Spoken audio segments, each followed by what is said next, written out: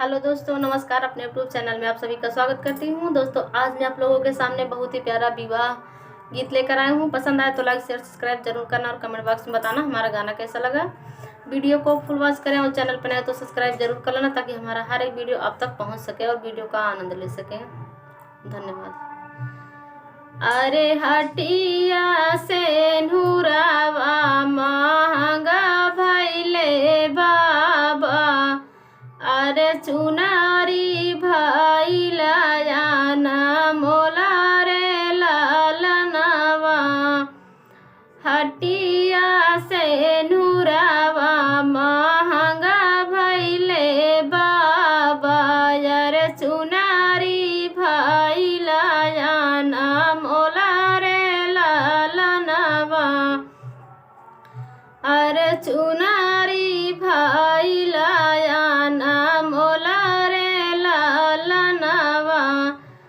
अरे वही रे चुनरिया के कारण बाबा, छोड़ा भाई हम देसावा तोहरा रे लालनवा।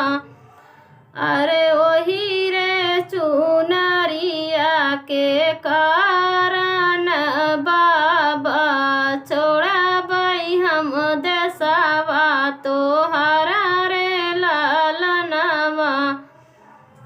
अरे बाबा ने दीना है नऊ मन सोनावा, अरे मैया ने दी है लहर पटोरा, अरे मैया ने दीना है लहर पटोरा रे लालनवा।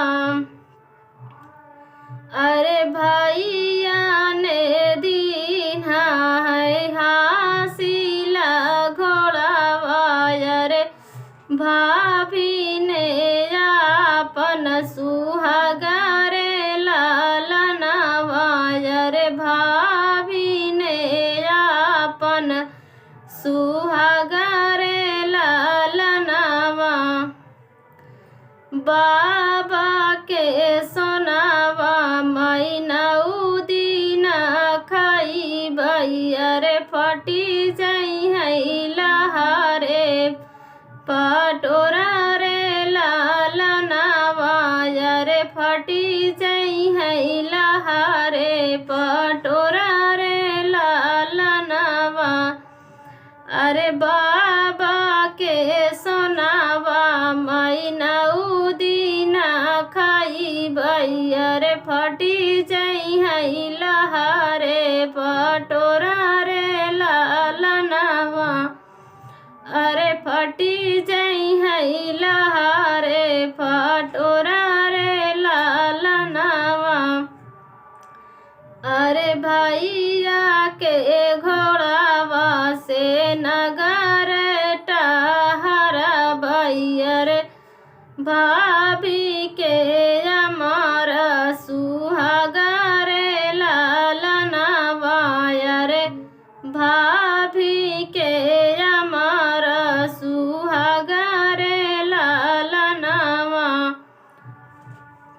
अरे भैया के घोड़ावा से नगर टहरा बई, अरे भाभी के अमर सुहागा रे लालनवा। अरे भाभी के अमर सुहागा रे लालनवा। अरे हटिया से नूरावा महंगा भैले बाबा, अरे चुनारी भैला याना मोला रे लालनवा। अरे चुनारी भैला याना मोला रे लालनवा। दोस्तों, कमेंट बॉक्स में बताना हमारा गाना कैसा लगा।